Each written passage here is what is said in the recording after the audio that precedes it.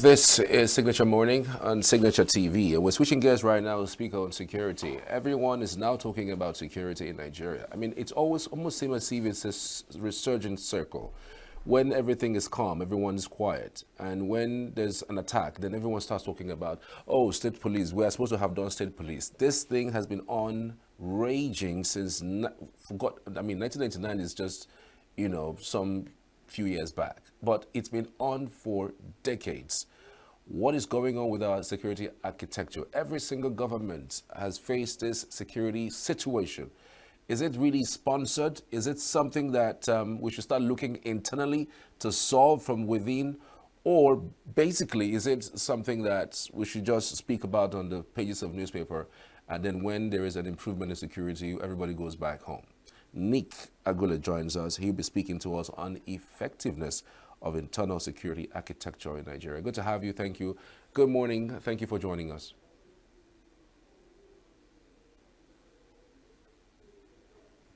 Nick, can you hear me?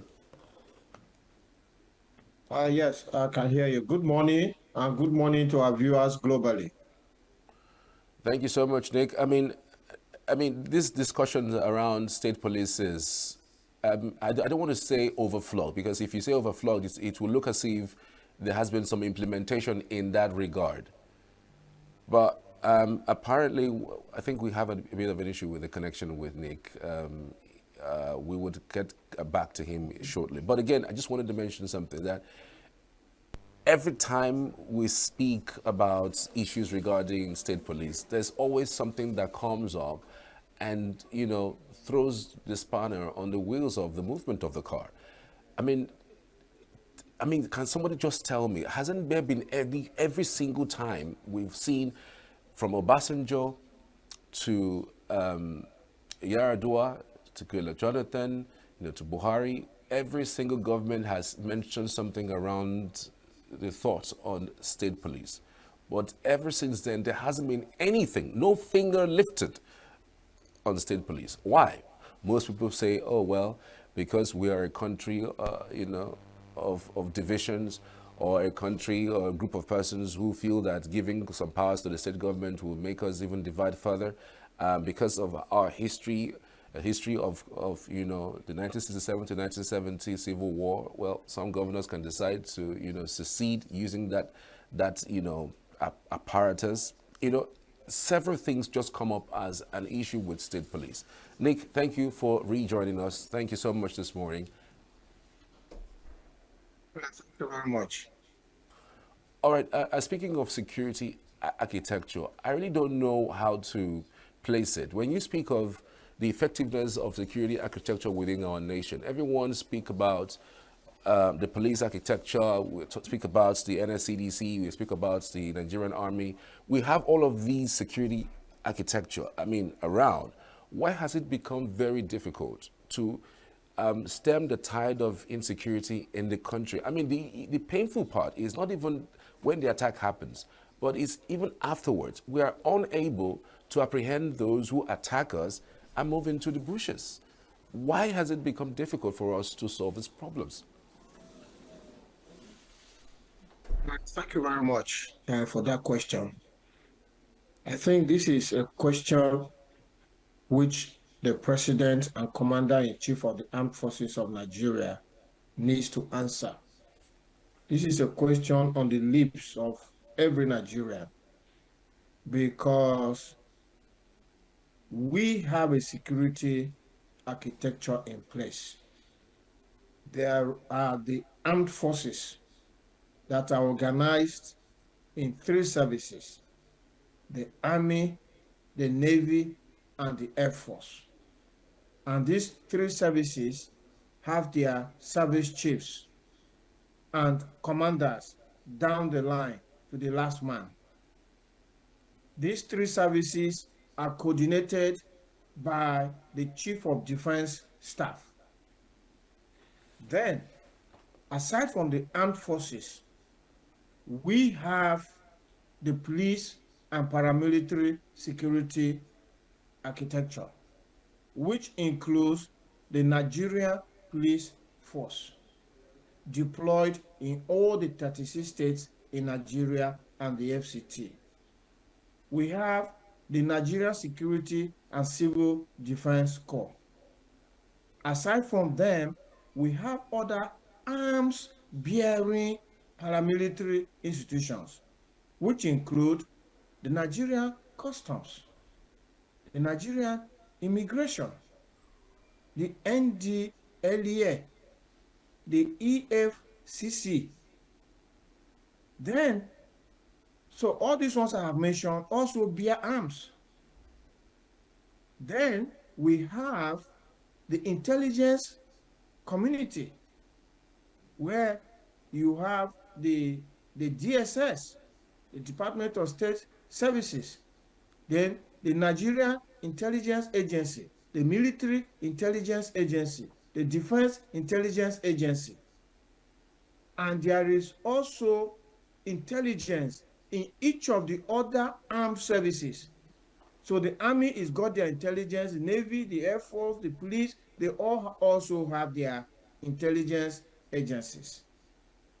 And all these intelligence agencies are also arms bearing. Then this architecture is supported by a budget.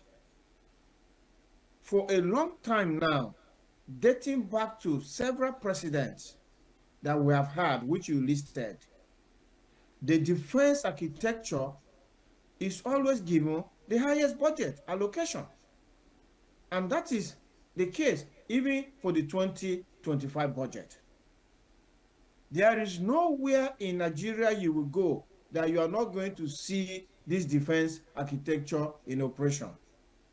The military, for instance, even though their role is to defend the territorial boundaries of Nigeria, they have been deployed in almost all the states of Nigeria today, as well as the other agencies. You will see them on the roads. I don't think there is any road in Nigeria as we speak today that you will travel for 2 kilometers without encountering one of these agencies on the road mounting a checkpoint. So with all this in place, the big question which the president needs to answer, and if he does not have the answer, then it behoves on him to ask his commanders this question: why is it possible that despite this deployment of security all over Nigeria, that we can have bandits operate within the sovereignty of Nigeria? Like you rightly said, if these things were happening at the border communities, it could even be understandable that perhaps the bandits are coming in from foreign countries, attacking Nigerians at the border and fleeing back into those foreign countries. Even that, we could chase after them in collaboration with those countries. But what is happening is that states like Plateau State, Benue State, these are states that are in the heart of Nigeria, in the middle of Nigeria. That's why they are called central. You either call them North Central or call them Middle Belt. They are in the middle of Nigeria. So how is it possible that bandits can breach our territorial boundaries and travel hundreds of kilometers into the middle of Nigeria, and the architecture, the security architecture that I have described, doesn't do anything about it? Like the governor of Benue State said in an interview, these people coming on motorbikes, motorcycles that are numbering in hundreds. How can such a movement of hundreds of motorcycles evade the scrutiny of the security architecture we have spread all over the country? By the way, a motorcycle tank, a motorcycle's tank is so small that I can't see how it's going to have enough fuel that will take that motorcycle from outside the borders of Nigeria to the North Central.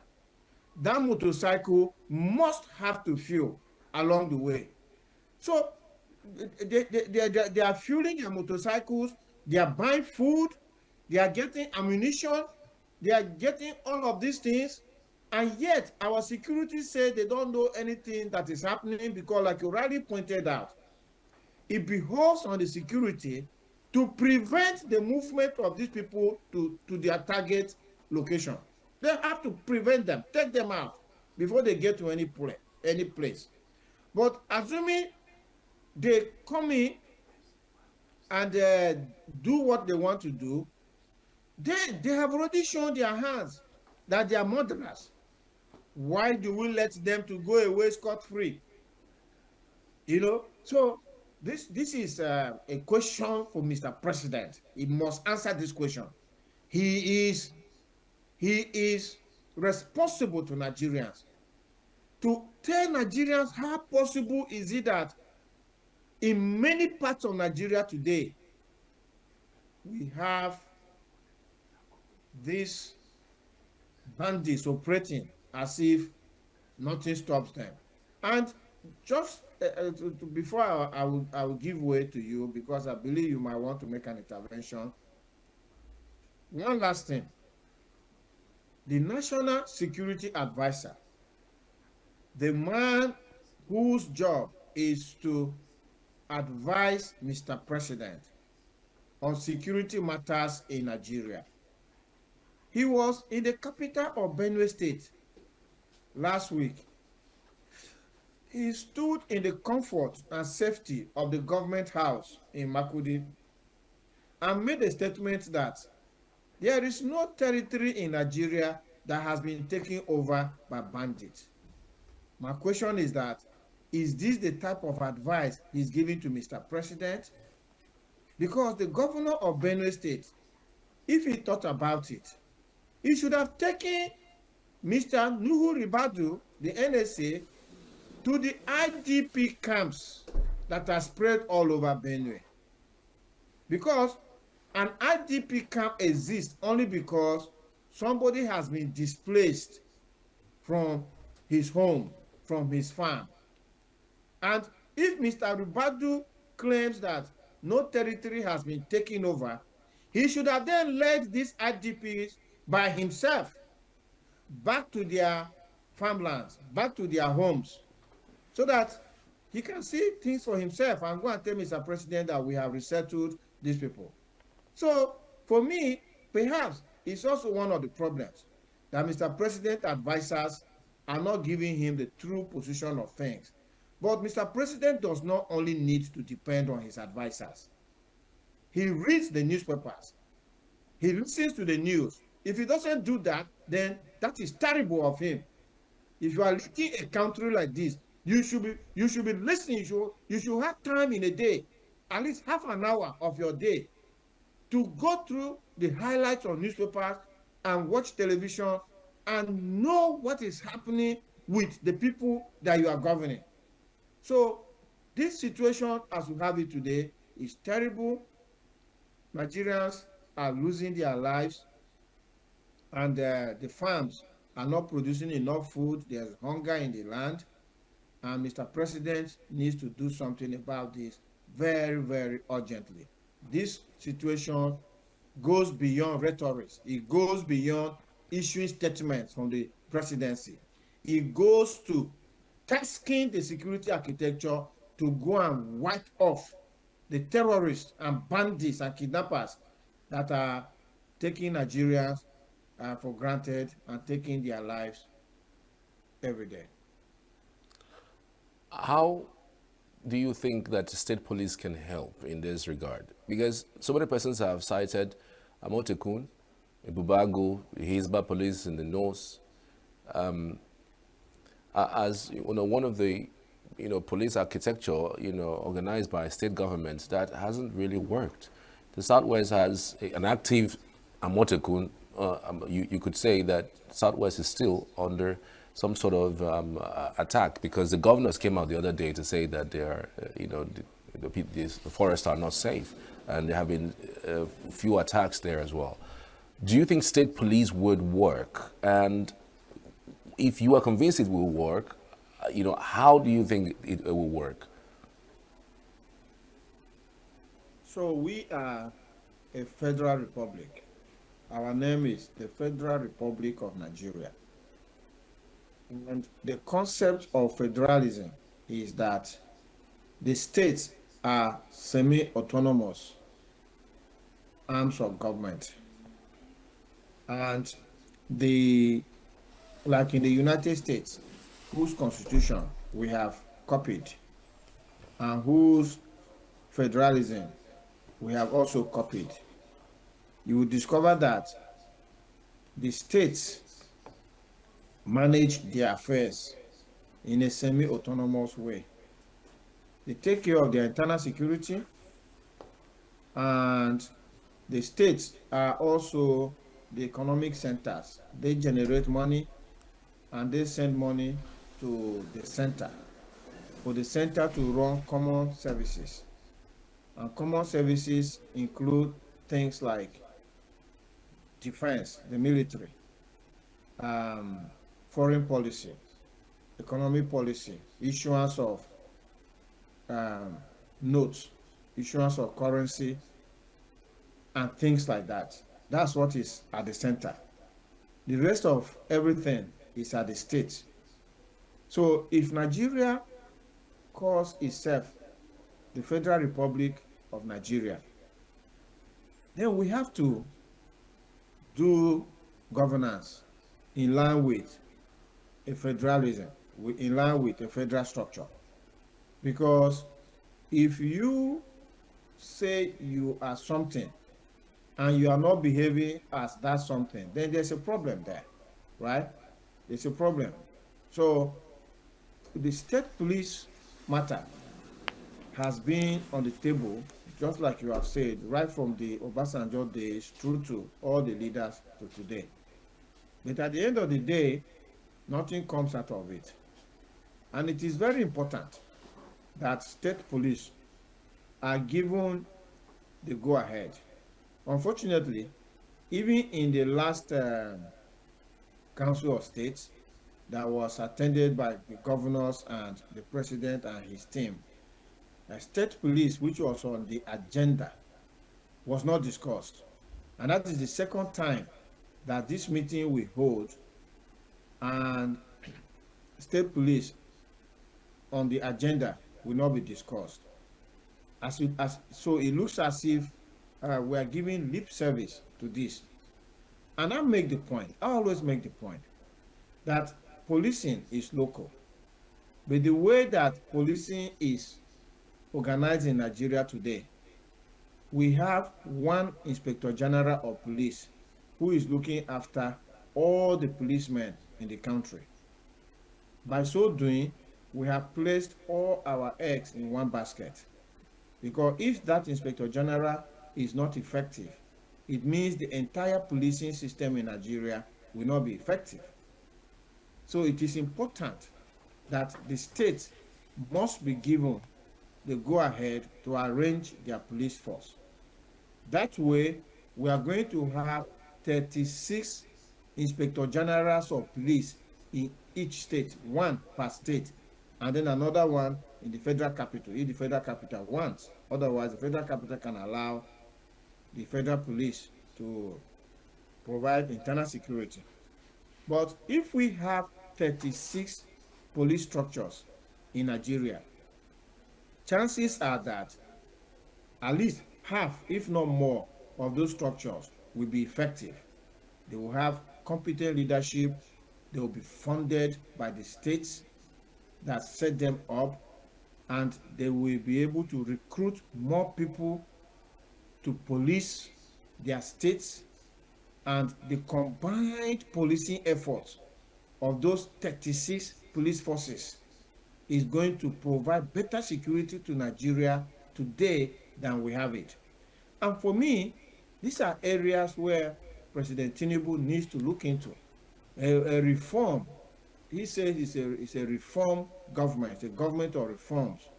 Reforms must not stop with increasing petrol prices, increasing electricity prices, increasing the price of the dollar. That is not where reforms must stop. Reforms must also go into matters like state police, where President Tinubu needs to show courage and allow state policing to begin. These are the kind of things that he, as governor of Lagos State, was asking for. So how could he have been asking for this when he was a governor, and now he's not asking for them? I mean, he has already taken courageous steps like sending federal allocation directly to local government autonomy. He's touching on those kind of fundamental issues. He should go ahead also to touch on this policing matter. As for the fears that people express that the governors will misuse the state police, they will use them to even say secession. How is that possible? One state, how can you secede when the federal might will come upon you? That aside, that's not to say that our constitution should not be changed to include a referendum. If people really want to secede from Nigeria and they vote to secede, why not? That is the modern way to do it, but that's an aside. So the factors that people raise in terms of the dangers of having state police, for me, is scaremongering. And we heard this thing when they debate as to whether to allow private sector to also have broadcasting. For the benefit of our viewers who were not old enough to know, there was a time in Nigeria that signature TV that we are on now will not have been possible because the entirety of the media, whether print or electronic, was in the hands of government, were government owned. So there was a debate to liberalize the sector so that private people can also have radio stations, can also have TV stations. And a lot of people used to make this comment that, oh, if you allow the private sector to have radio stations and television stations, that people will seize those stations and announce a coup. And I would say that since the 90s, when this liberalization has happened to date, which private radio or television station has been used to execute a coup in Nigeria? Answer is none. So some of these fears are basically scaremongering, or they are fears expressed by people who are probably benefiting from the current situation and they don't want a change. So I would say that the president needs to go out and make sure that this state policing thing works.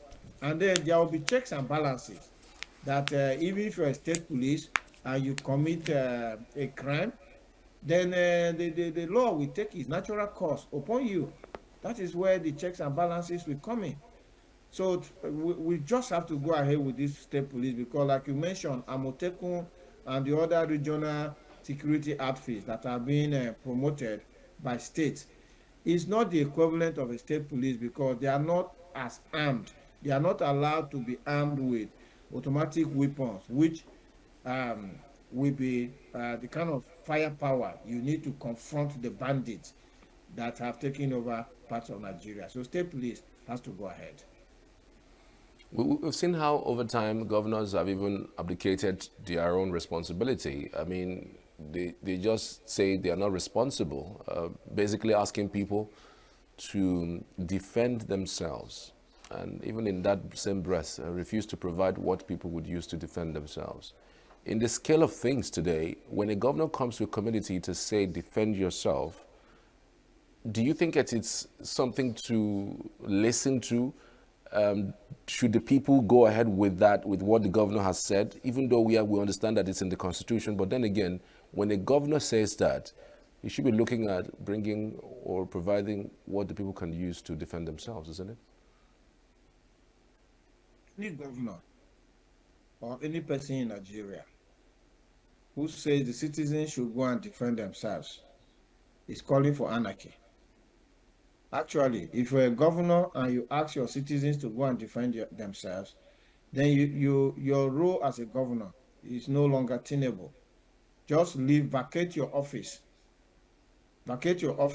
of governor and become a citizen. Join the citizens and let you guys just defend yourself because the reason why you're a governor is to provide security and welfare. to the people that you are governing. That is what the Constitution mandates you to do. So if the Constitution mandates you to provide security to the people, and you have abdicated on that responsibility, but instead have asked the people to go ahead and provide security for themselves, then why are you still in office? That means your role in the office that does no longer hold. So this is just the truth. But to be honest, it's good that we are focusing on the governors. But if we look at the current security architecture in Nigeria, there is no governor in Nigeria that commands any armed security. Sorry. There is no governor in Nigeria today that commands any armed security outfit. Absolutely none. The law does not provide that. So, in as much as it is said that the governors are the chief security officers of their states, you will just discover that appellation that is put upon them is more ceremonial than being effective, because you cannot be the chief security officer of your state when the commanders of the security forces in that state, deployed in that state, don't take orders from you, right? So if you go to a state today and you have the armed forces, the Army, Navy, Air Force, and then you have the police, the civil defense, custom, immigration, all of that, and the intelligence agencies deployed in that state. None of the commanders of those deployment will take an order from the governor. So the governor's duty is basically to work with this um, security architecture and support them in any way that he can support them. But the fact that they don't report to him, the fact that if he tells them move and they cannot move unless they get orders from Abuja, makes that arrangement to be very, very uh, unstable. That's an arrangement that is totally ineffective. It can't make things happen. And so that further enhances the conversation that we're having, that state policing must be given the go ahead so that a governor will have his state security in place. Because instead of having one Nigerian police, we're now going to have 36 Nigerian police all over Nigeria being funded by the governors. And they are going to recruit more people, you know. And the other thing is that the current security architecture we have now at the federal level, um, about 50% of the security architecture, from the armed forces to the police to the paramilitary, they attach their men to individuals. Sometimes individuals of dubious character. You find them giving personal protection to these people. Just come out on any road in Nigeria, you are going to see our security in their uniform with their arms, providing personal security cover for an individual in their vehicle, at their homes. There was a video that came out recently where some Chinese nationals were sharing money to our armed security. And the thing went viral, and Nigerians were speaking about it. And I say, where have you guys been? This is what is happening all over Nigeria, even in that location where you are, that you are making it look as if this is something new. That individuals have hired our security, who, as we speak, are at their homes or at their offices, or they are accompanying them on a trip, and those security are not available to provide security for the generality of Nigerians. So these are some of the issues. And you hear the president or the commanders make statements like, oh, we are withdrawing Nigerian police from individuals, we are withdrawing military from individuals. But that is not happening, right? It's not happening. So as we speak today, these things are happening. And it's all about who has money. There are drug pushers. There are Yahoo boys. There are all sorts of 419 characters who give money to the security, and the security are protecting them, right? So you can see that there's a lot that needs to be done security-wise. And until we deal with this, we can as well just forget about economic development, because who is going to bring their money and economy where this kind of insecurity pervades the land? And then for the lives of Nigerians that are being lost, this is really terrible. It needs urgent action.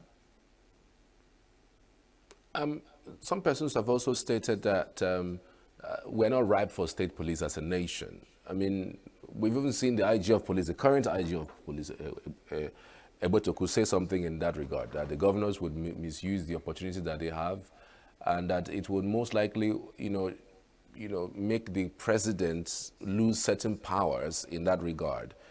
How true is this statement, and why do you think someone like in the stead of the Inspector General of Police doesn't see the need for a state police? Inspector General of Police, I believe, is protecting his personal territory instead of protecting the interests of Nigerians. Because the powers that he's talking about, he knows that those powers are the powers of the Inspector General, who today presides over policing in the 36 states in Nigeria and the FCT. And if the states now have their police, he believes that his powers will be eroded because he will now have to more or less compete with state police formations as well. So he is coming from a very selfish perspective because the people who are governors, they were elected by their people to be governors, and they took an oath of office to be governors in their states. And this oath of office included their swearing on the holy book to abide by the Constitution of Nigeria. What should have interested the Inspector General of Police is to say that we will be ensuring that state police formations are running their affairs in line with the Constitution. And those that are not, they will be held to account. Nobody should be above the law in a democracy like the one we practice. Nobody should be above the law. So for the fact that you are a state police inspector general, it does not mean that you can go ahead and deal with Nigerian citizens in a way that breaks the law. Nobody has that. One thing that the inspector general, which I believe he knows, is that even in countries where policing has been devolved to the local authorities, like in the UK here we are speaking, we have here in London the Metropolitan Police. And if you keep going, you are going to get Manchester Police, you are going to get all of these kind of police forces. In the United States, you have state police, you have county police, sometimes you have city police, like the city of Houston police, Dallas police, things like that. And you even have university campuses, they have their police. Even transportation systems like the railway, they have their rail police and things like that. In all of these places where policing has been devolved to such local levels, you still have the federal police. You still have the federal police. So, like in the United Kingdom, you have Scotland Yard. You have in America. You also have the FBI and all of that. You have policing that is still federal. So the Inspector General of Police should not fear for his job. The architecture will be such that even as the states have their own police formations, there will still be a federal police upon which he will be presiding. And it's unfortunate that in the position that he is and the knowledge that he has and the global travel that he has made and been to countries where this thing is working effectively, all he can do now is to scaremonger and to advise the president not to go ahead with the state policing because the powers of the president will be eroded. The, the, the, the, the president's powers are as commander-in-chief of the armed forces. He didn't say he's also commander-in-chief of the police. So that alone should have told the Inspector General that it's an anomaly because the president is actually officially called or titled the president and commander-in-chief of the armed forces of the Federal Republic of Nigeria. He didn't say police. So this advice that he's giving the president is wrong. And I expect that the president should be wiser. The president should rise above the advice and go ahead and ensure that we have state police. It will be a big gift that he will give to the Nigerian Federation if he makes it to happen. How much of satellite technology you think is important? I mean, we've seen other claim that more than 50% of their operation is practically intelligence based. I mean, a situation where they stay in their environment and press a button or two, and they're able to pick out certain areas that are red zones, and they find a way to attack as at when due. How important do you think technology and intelligence gathering is in policing a country like Nigeria? So these are the matters that need to be addressed. Policing in the modern world is a complete package. It's not just about putting boots on the ground. Policing has also gone digital. There has to be a lot of technology that needs to be put in. Like here in the UK, where I'm speaking to you from, you cannot go about here for more than 500 meters, sometimes even less than 100 meters if you are in the city of London, that a security camera, a camera will not capture your movement, you know. So first, that camera acts as a deterrent to people because they know that they are being watched. So the kind of things they will ordinarily do, if they know they are not being watched, they won't do it. That's the first thing. But the second thing is that even if anything happens, the cameras are the ones that will also give detailed information or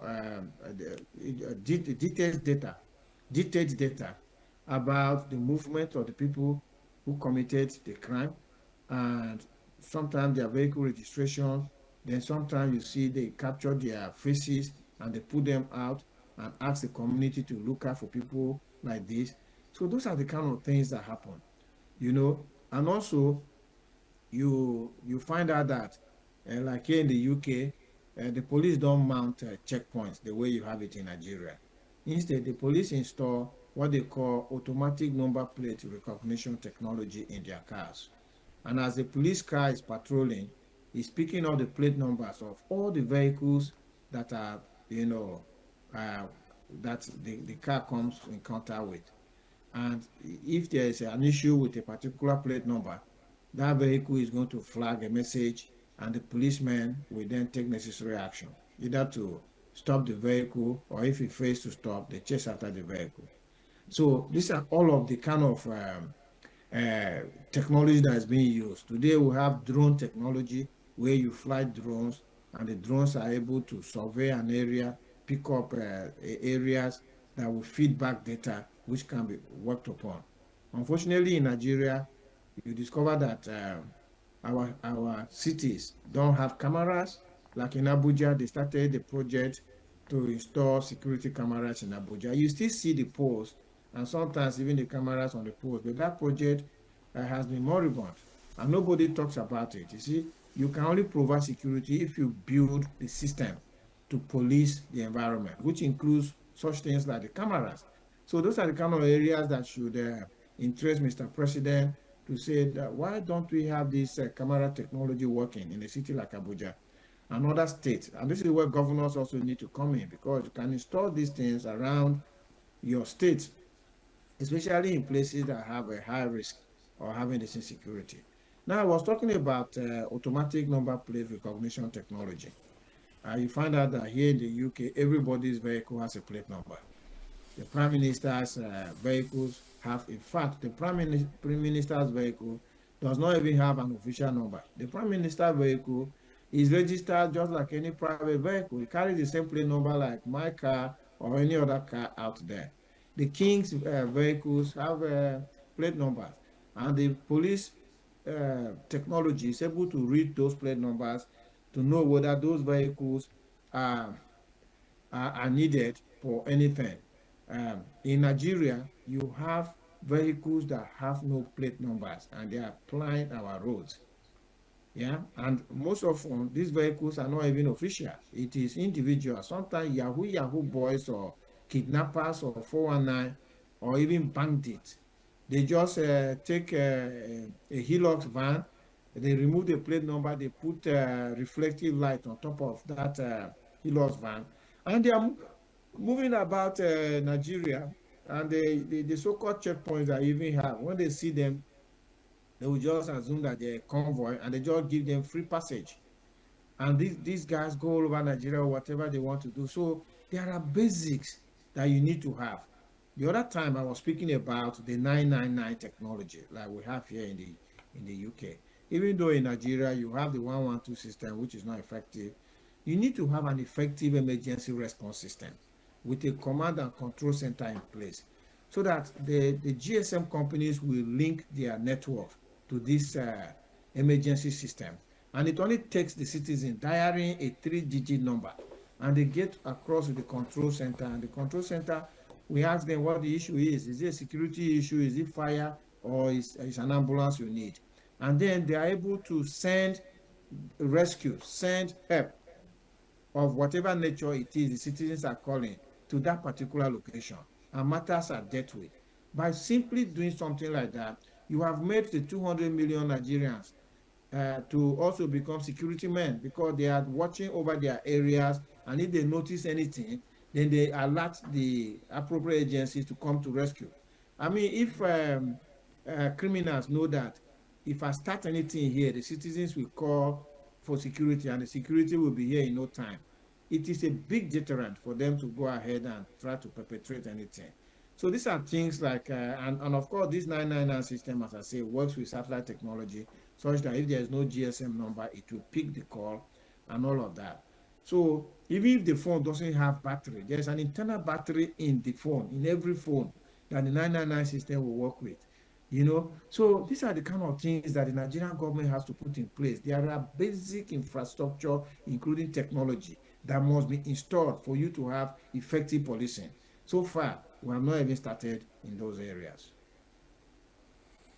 Do you think there's an international dimension to this insecurity that we have in this country? Every now and then we keep hearing that these security situations are not internal. They are mostly from the fringes, from outside. And so many persons point towards the death of Gaddafi and then the proliferation of light weapons across borders and so many other things. Do you think there's this international dimension to it? And what is specifically the motive of this international influence on insecurity in Nigeria? So there's definitely an international dimension to it uh, because the Sahel region experienced a lot of crashes. And right from Libya, it started with the Arab Spring when some of the North African nations, um, had protests that led to toppling of governments. And then in Libya, Gaddafi was toppled and they've been at war. And then in Afghanistan, then in South Sudan, Eritrea, and all of that, there has been wars in countries like that. And these people have moved from those war um, torn areas, and they have come through to Niger, through parts of Cameroon, through Chad, and they have come into Nigeria, and they are operating in Nigeria. And that is why Nigeria set up a multinational joint task force in the Lake Chad area to deal with the international dimension to this crisis. But for me, I don't think that our security architecture should be bothered about where these people come from. Anybody who takes arms against Nigerians, whether he came in from somewhere else or he's a Nigerian and of what religion or from what ethnicity or from what state should not matter. A gunman takes arms against Nigeria, there are only two options that should be given to that gunman: for the gunman to surrender and to be arrested, or to be fixed an appointment with God. It doesn't matter who the gunman is, whoever, wherever they come from. So for me, it becomes very distracting when the conversation moves from tackling the gunmen who are terrorizing Nigerians to, to analyzing where they come from, who they are, which ethnicity they are. For me, is irrelevant. It doesn't really matter. For the Nigerian security architecture, it should be about a gunman. Once they see a gunman, they tackle the gunman and they don't allow the gunman to terrorize Nigerians. So he's either arrested or he's killed, taken out. And thereafter, we can run an inquest into who he is, investigate. Does he have internal collaborators? Who gave him arms? How did he come to the point that he traveled all the way undetected to the point where he perpetrated this crime or committed the crime? Those should be post-mortem examination after the gunman has been dealt with. So I think the conversation should move away from trying to analyze who these people are. The conversation should be that the Chief of Defense Staff, the Inspector General of Police, led by their Commander-in-Chief, should explain to Nigerians why gunmen are terrorizing Nigerians in the middle of Nigeria without they doing something about it. That's the most important thing. And for us, if my brother takes arms against me, I expect the state to protect me. And the state can protect me by either forcing him to surrender or killing him. Even if it's my brother, my sibling, same father, same mother with me, it shouldn't matter to say, oh, it is his brother, so leave him to deal. No, that's not the way security is done elsewhere. Right. Do you think corruption within the security apparatus of Nigeria has a role to play in the way and manner that we go about fighting security or insecurity in our nation? And corruption is happening big time. And I am not saying this of my own accord. I'm saying it based on empirical evidence. The last government that opened the can of worms in the security architecture in Nigeria was the Buhari regime. At the advent of the Buhari regime, they investigated the military and other security agencies in Nigeria, and we were all witnesses to the kind of um, uh, dirty data that was revealed, totally dirty. Arms, contracts for arms were paid for, no arms received, the wrong types of arms were made. People were just taking millions and billions of monies meant for security.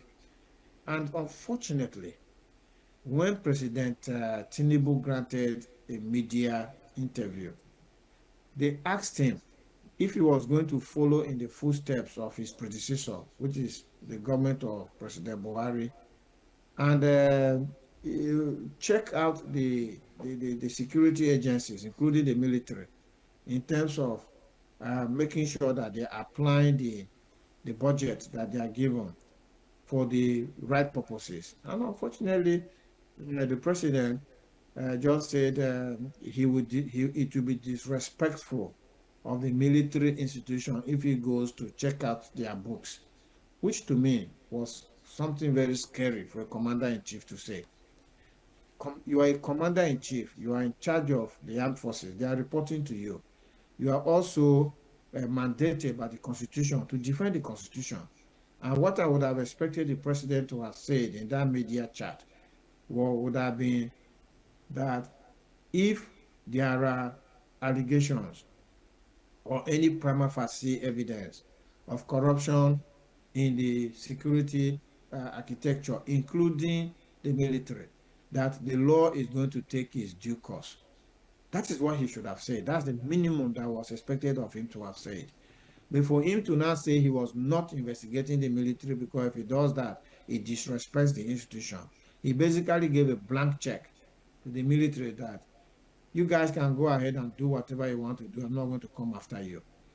So there's no doubt about the fact that corruption is happening.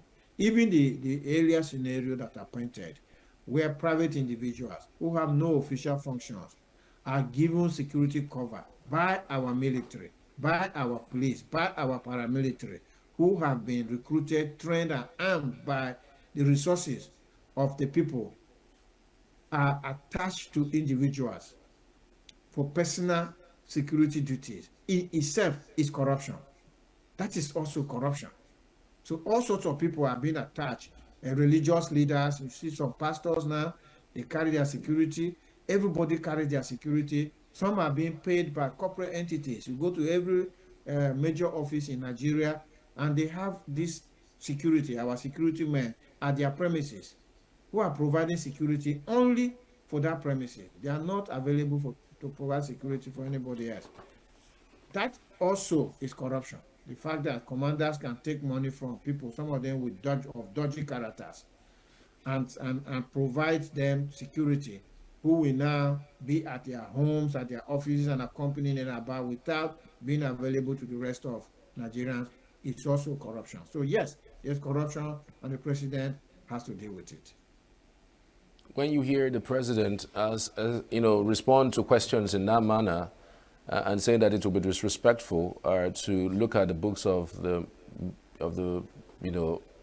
military, then you wonder where we're headed. Really, I mean, what role really do you think the president has in making sure he stems the tide of corruption? Because with that response, it does mean that apart from the military, every other security apparatus would not be checked, and so corruption just continues. And the way and manner the system is built, just like you have mentioned, is basically, if the corruption is not tackled within, then you are rest assured that it will surely play out in the field. But how important do you think that the president must, in many ways than one, check what the security agencies are doing with a view to at least tackling corruption within the system, so that we can have a better, outlook, when the men go out to, to the fronts to really fight? Yeah, so the duty of the president is clear cut. The Constitution provides him his tasks and targets, as we used to call it in the private sector. What he is expected to do is in the Constitution and the other laws that support the Constitution in Nigeria. So the idea is for him to go ahead and to implement these laws the way they have been stated. And Nigeria's problem, like I always say, is lack of law enforcement. We can talk about every other thing, but all that we're talking about, including the state of insecurity, which we're analyzing now, they are not really the issues. These are symptoms of a broken system. And the system that is broken is the law enforcement system. If you enforce the law in Nigeria, all other things will be sorted out. Even this insecurity will be sorted out. So Mr. President's singular agenda is to enforce the law. Look, when he took office, he put his hand on the holy book and said he's going to defend the Constitution of Nigeria. What does defense of the Constitution mean? It means if the Constitution says do A, you have to do A. If you don't do A and go and do B, Mr. President will come upon you with the full powers that have been granted him. That is how you defend the Constitution. Because once the Constitution says something, you expect people to do according to the Constitution. And if they don't do according to the Constitution, it is your role as a president to put them in check. But you see what? For Mr. President to do that, he has to put himself and his friends, party leaders, and his cronies, whoever, he has to put them in check. The question is, does he have that mindset that he can police himself, that he can apply the provisions of the Constitution on himself, his family, his friends, and his colleagues? If he does not have that mindset, then he's not going to do it. But if he has the mindset, then he will do it, because if you put side by side the Constitution and his party supporter, who does he want to go with? If he's a man who has nationalistic mindset, he will go with the Constitution, even as his party supporter is on the other side. But if he has a little mind, he will go with his party supporter against the Constitution. So that is the whole thing.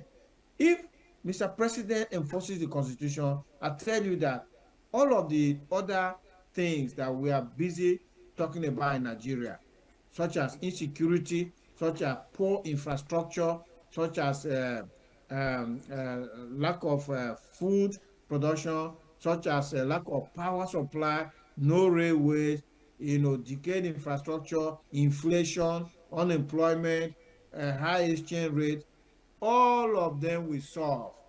They are symptoms of a disease. And the disease is that we are not enforcing the law in Nigeria.